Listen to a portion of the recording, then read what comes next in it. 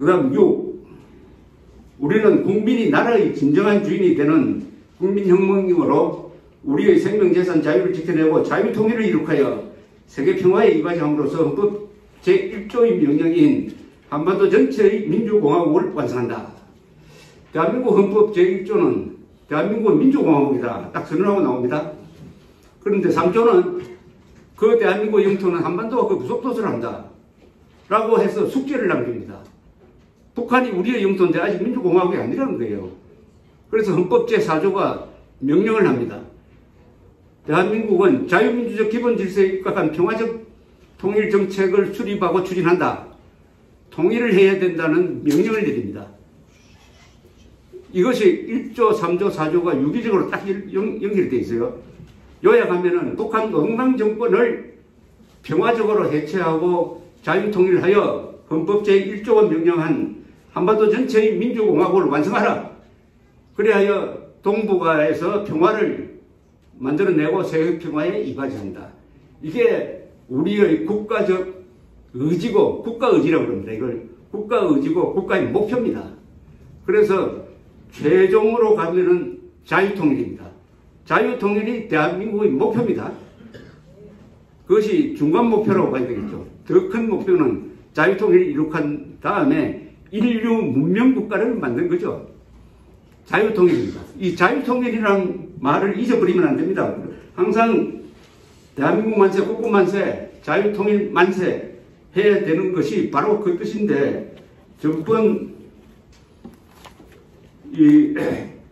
이성만 광장 집회에서 아주 근사한 퍼포먼스 했지 않습니까? 이걸 정광훈 목사 팀에서 어떻게 이렇게 준비를 해왔는지 제가 단상에서 내리다 보니까 근사했습니다.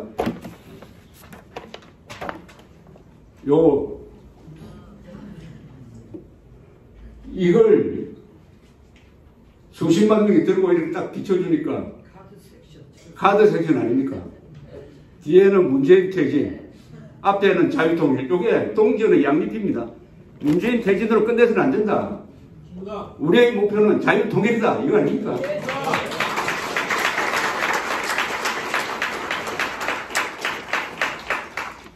그 다음에 항상 외치는 구호죠. 태극기로 뭉치고 헌법으로 싸우고 진실로 이기자. 대한민국 만세, 국군 만세, 자유통일 만세. 태극기로 뭉치자는 말은 국가 중심으로 뭉치자. 애국심입니다. 헌법으로 싸우자. 헌법을 칼로 쓰자. 방패로 쓰자. 그리고 무엇보다도 진실로 이겨야 합니다. 모든 말장난 다 쓸데없고요. 딱 한마디입니다. 대한민국은 거짓과 진실의 대결입니다. 거짓말쟁이와 진실남의 대결이에요. 여러분 진실남이란 말 아세요? 옛날에 중매 광고가 신문에 많이 나왔습니다. 요만한 작은 광고. 그때는 무슨 과외하는 사람, 저도 신문에 광고를 했습니다. 과외하고 싶습니다 해가지고 가정교사 광고 이런 게 나왔는데, 그때 여자가 만든 광고겠죠. 아마 진실남 구함. 여러분들이 진실남, 진실여입니다. 진실. 여기서는 또 도회식으로 진리를 쓰더라고요. 그것도 진리로 이기자. 성경에 유명한 구절이 있지 않습니까? 진리가 너희를 자유케 하리라. 바로 그 말이죠. 진리를 가지고 자유를 지켜야 됩니다. 그래서 우리가 추구하는 헌법, 우리 대한민국 헌법의 3대 가치가 있어요. 제일 처음 나오는 게 진실입니다. 진실 위에 정의를 세운다. 정의는 법칙입니다. 그렇게 해야 자유를 지킬 수 있다. 1층이 진실, 2층이 정의, 3층이 자유입니다. 여기에 기독교 정신을 하나 보태면은 지하는 뭐냐? 그 3층 건물의 지하는 진실은 사랑하는 마음이 있어야 진실을 들여다볼 수 있다. 사랑이죠. 사랑, 진실, 정의, 자유, 4층 구조입니다. 우리 헌법이. 요새 기독교 신도들이 이성만 광장에 많이 나오고 하고, 이게 세계에서 가장 큰 교회입니다. 이승만 광장은 세계에서 가장 큰 야외 교회입니다. 그런데 불교 신도, 천주교 신도, 뭐 천주교는 같은 뿌리니까 무종교들은 많이 나와요. 근데 그 사람들 만나서 이야기해보면 거부감이 없다는 거예요. 아, 이상하다. 왜냐면 목사님 하는 이야기나 애국자가 하는 이야기나 똑같다는 거예요. 똑같을 수밖에 없죠. 왜 그렇습니까? 성경의 가치가 80%, 90% 헌법의 가치입니다. 성경과 헌법이 통하고 있습니다. 그 출발은 1517년 마르틴 루터가 종교개혁을 시작을 해가지고 그게 바로 유럽에서 민주주의가 클 수 있는 큰 바탕을 만들었어요. 그러니까 성경적 가치관이 그런 민주주의로 들어간 거예요. 얼마나 행복합니까? 그러니까 이 대한민국에서 개신교도 또는 천주교도로 태어나고 또는 구체적으로 믿는 분들은 참 행복한 사람입니다. 왜 행복하냐?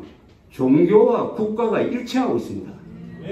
헌법과 성경이 일치하고 있습니다. 성경을 지키는 것이 헌법을 지키는 것이고 헌법을 지키는 것이 성경을 지키는 겁니다.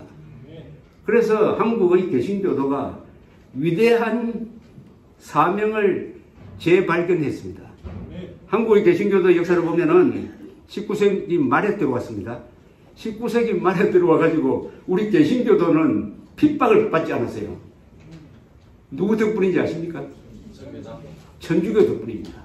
천주교가 정조 시절부터 들어와가지고 얼마나 많이 대원군까지 살육을 당했습니까? 그 바탕에서 개신교가 들어오니까 개신교는 박해를 안 받은 거예요. 천주교에 감사할 이유가 있습니다. 그래서 뭘 지었습니까? 주로 미국에서 온 선교사들이 학교를 지었습니다. 병원을 지었습니다. 교회를 지었습니다. 그게 국민을 깨우치기 시작했어요. 개화운동의 주도 세력이 됐습니다. 거기서 나오신 특출한 분이 뭐 서재필 선생도 마찬가지고 이승만 같은 분이죠. 독립투사가 바로 기독교 신도 아닙니까? 3.1 독립선언서에 서명한 32명 중에 16명이 기독교 신도 아닙니까? 독립운동의 주력 세력 아니었습니까? 건국운동의 주력 세력 아니었습니까? 호국 6.25 전쟁 때 가장 많은 피해를 본 사람이 기독교죠. 납치된 목사님들 그리고 신부들 다 합치면 수백 명 됩니다. 수백 명. 특히 전라도에서 기독교 신도들 교회 단위로 학살당한 거 아닙니까? 지금 통계를 보면 6만 6천 명의 피학살자 중에서 4만 명이 호남입니다. 호남. 특히 그 영광에서는 2만 명이 죽었어요. 2만 명이 학살됐는데 대부분 기독교입니다. 그 다음에 근대화 시기에는 또 기독교가 열심히 일해서 땀 흘려서 돈 버는 것이 하나님을 기쁘게 하는 거다. 자본주의 윤리로서 뒷받침이 됐습니다. 그리고 민주화 시기에는 다 아시다시피 이승만 박정희 전두환 훌륭한 지도자지만은 양심의 자유, 선거의 자유를 지켜야 될 거 아니야. 그래서 기독교가 민주화 운동에 중요한 보루 역할을 했습니다. 천주교도 마찬가지고. 자, 그때까지는 아주 이 한국 사회가 발전해 가는데 기독교가 항상 한가운데 있었는데 87년부터 민주화 시대가 열리니까 어떻게 됐습니까? 길을 잃었습니다. 한국 기독교가 길을 잃었습니다. 길을 잃으면 어떻게 되느냐? 개의 명분을 잃고 길을 잃었다는 건 뭔지 아십니까? 우리가 목표는 분명합니다. 헌법이 정한 목표가 있잖아요. 그게 한국 기독교에 있는 목표가 되어야 되는 거 아닙니까? 헌법의 목표가 뭐라고 그랬습니까? 자유통일, 북한 해방에 대해서 한국 기독교가 관심을 두지 않게 됐습니다. 물론 일부 아주 용감한 분들이 북한 이권운동하고 탈북자 도구 하는데 주류가 거기에서 멀어져 버렸습니다. 그러다 보니까 자연히 관심이 안으로 쏠려가지고 교회 크게 짓고 그러다 보니까 서로 싸우고 참 저 강남 좋은데 있는 교회가 어떤 날 일요일 그 앞을 지나가니까 주일인데 피켓을 들고 데모를 하고 있었습니다. 그 데모를 어디 가서 해야 됩니까? 판문점 가서 하든지 아니면 저 평양 가서 해야지. 자, 이런 모습을 보이고 있다가 정광훈 목사의 큰 화두가 지금 한국 교회를 흔들고 있습니다. 다시 우리의 사명을 찾자 아닙니까? 한국 교회가 이제 다시 사명을 찾자. 자유통일이다. 자유통일이라는 사명을 한국 기독교가 발견만 하기만 하고, 발견은 이제 했는데, 그 다음에 실천만 하면은 한국 기독교는 다시 부흥할 것이라고 생각합니다.